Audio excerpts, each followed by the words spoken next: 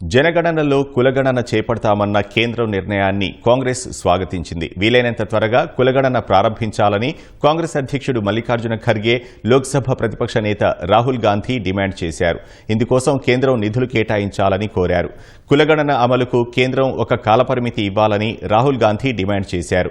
కులగణన చేపట్టాలని కేంద్రం తీసుకున్న నిర్ణయం వెనుక తమ పార్టీ నిరంతర ప్రచారమే కారణమని రాహుల్ పేర్కొన్నారు.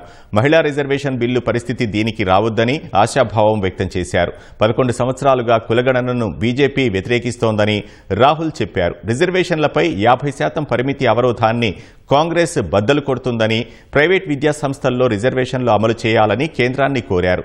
ఎస్సీ ఎస్టీ సబ్ ప్లాన్ కోసం కేంద్రం చట్టాన్ని అమలు చేసేలా కాంగ్రెస్ చేస్తుందని చెప్పారు. కులగణనకు తెలంగాణ ఒక నమూనా రాష్ట్రంగా నిలిచిందని, ఇది బ్యూరోక్రాట్ల జనగణన కాకుండా ప్రజల జనగణన కావాలని ఆయన ఉద్ఘాటించారు.